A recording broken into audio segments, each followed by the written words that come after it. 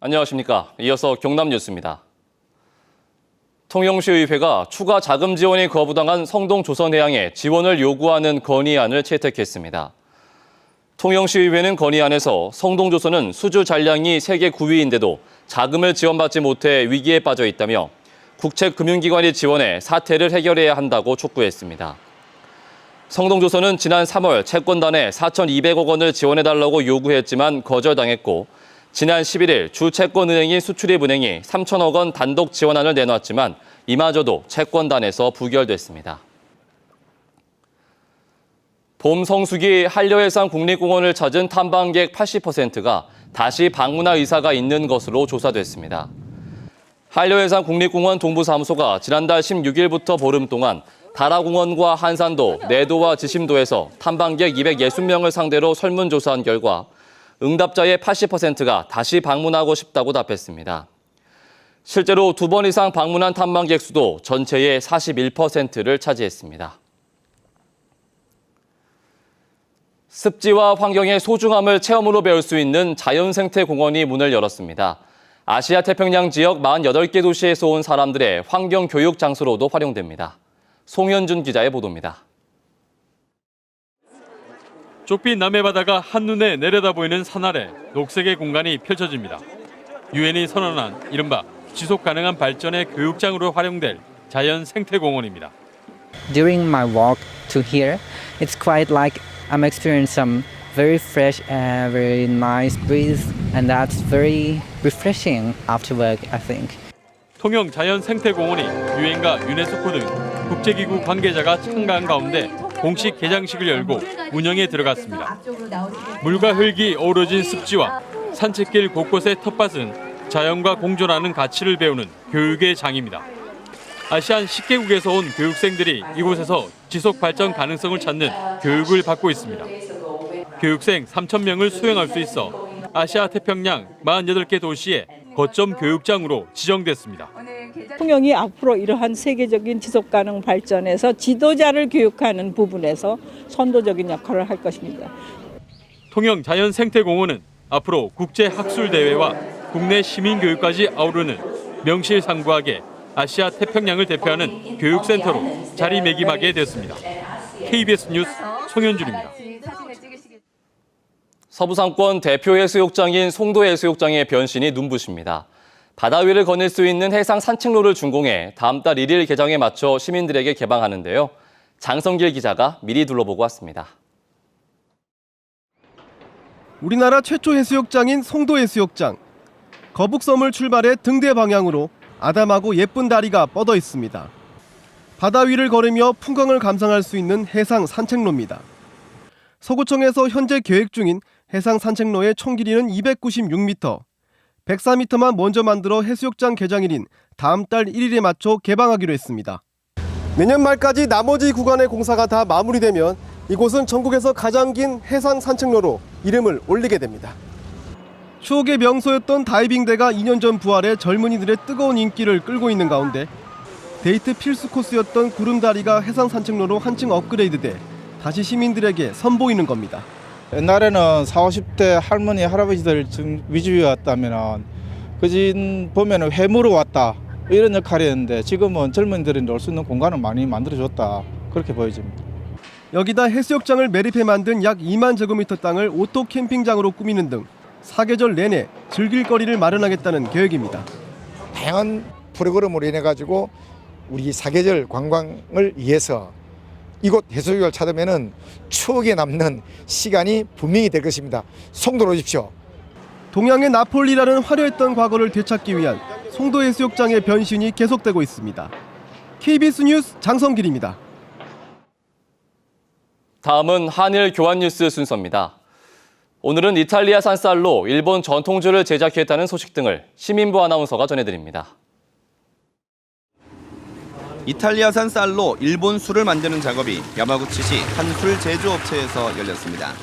이탈리아 비엘라 지역에서 생산된 쌀로 도쿄의 한 기업으로부터 일본 술 제조를 의뢰받아 시작됐습니다. 나무통에서 거르지 않은 술을 술 자루에 넣어 짜면 투명한 술이 흘러나오면서 일본 술 특유의 향기가 풍깁니다. 이 주조업체는 이탈리아 쌀은 일본 쌀보다 딱딱해 처음 술을 짜기까지가 일반 주조의 거의 2배인 42일이 걸린다고 밝혔습니다. 완성된 술은 일본과 이탈리아에서 판매될 예정입니다. 日本酒というか清酒が広まっていったらお酒でつながりができてくるっていうので将来の楽しみですね。 희귀종 펭귄인 마카로니 펭귄의 번식을 위해 전국의 수족관들이 협력에 나섭니다. 이번에는 요코하마시 수족관에서 시모노세키시 수족관에 2마리의 암컷 펭귄을 보냈습니다. 이사 온 펭귄 2마리는 새로운 환경에 적응하는 모습을 보였고 이 가운데 한 마리는 지난해 나가사키 수족관에서 온 수컷 펭귄과 친해졌습니다. 시모노세키 수족관 측은 마카로니 펭귄은 일본 전체에 17마리밖에 없고 최근 15년간 번식에 성공한 적이 없다고 밝혔습니다. 動物たちを増やしていくというのも一つ大きな仕事になっています。今から恋の季節、繁殖期を迎えますので、とても楽しみにしています。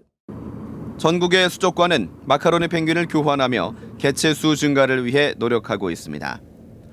KBS 뉴스 시민보입니다.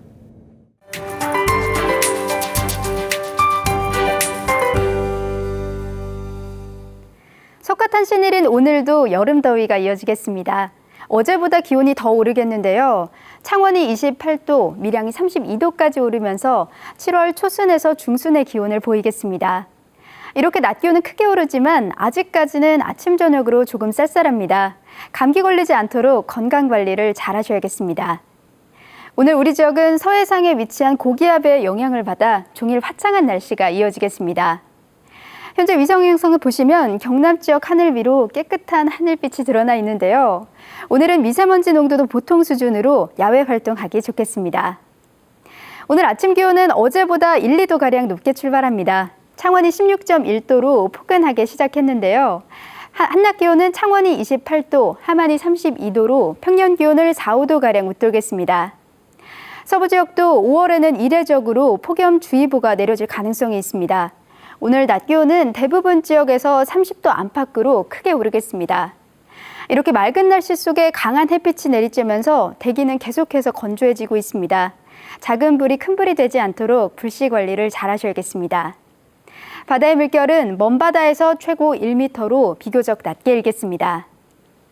어느새 여름이 성큼 다가왔습니다. 계속해서 낮 기온이 오르고 있는데요.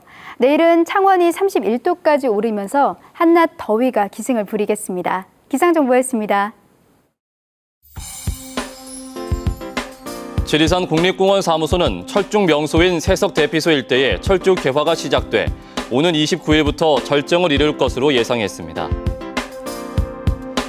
함양군이 이달 말 중국 산시성 함양시와 농업과 문화 관광 등의 분야에서 유대를 다지기 위한 우호 교류 협정을 체결합니다. 하동군은 치매 노인의 위치를 빨리 파악할 수 있는 배회 감지기를 지원하기로 하고 60세 이상 노인을 대상으로 신청을 받습니다. 사천시는 보건소에 갱년기 여성을 위한 한의학 갱년기 치료 프로그램을 운영해 한의사의 진료와 침치료, 예방 교육을 합니다.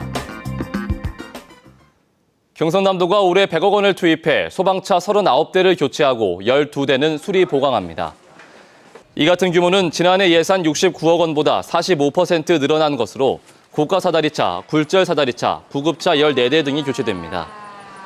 경상남도는 현재 자체 예산으로 27대 구매를 의뢰했으며 추가 구매는 국비 지원 시기에 맞춰 진행할 예정입니다.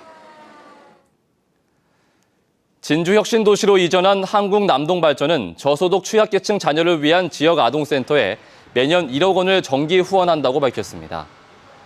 이번 후원은 한국남동발전이 시행하는 사랑의 울타리 사회공헌 프로그램으로 진주 지역 4곳 등 전국 15곳 지역 아동센터에 매년 1억 원을 지원합니다. 남동발전은 선정된 지역 아동센터에 문화행사 체험과 자원봉사, 매월 200만 원 상당을 후원합니다.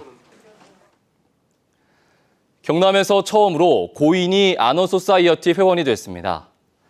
창원 마산하포구에서 대연 볼트 산업을 경영하다 지난해 타계한 고 정채환 씨의 부인은 남편의 평소 뜻에 따라 경남 사회복지모금회에 1억 원을 기탁하면서 정 씨가 경남 아너소사이어티 54번째 회원이 됐습니다. 고인이 아너소사이어티 회원이 된 것은 전국에서 11번째, 경남에선 처음입니다. 고액 기부자 모임인 아너소사이어티는 개인이 1억 원 이상을 기부하거나 기부 약정을 하면 회원이 됩니다. KBS 뉴스를 마칩니다. 고맙습니다.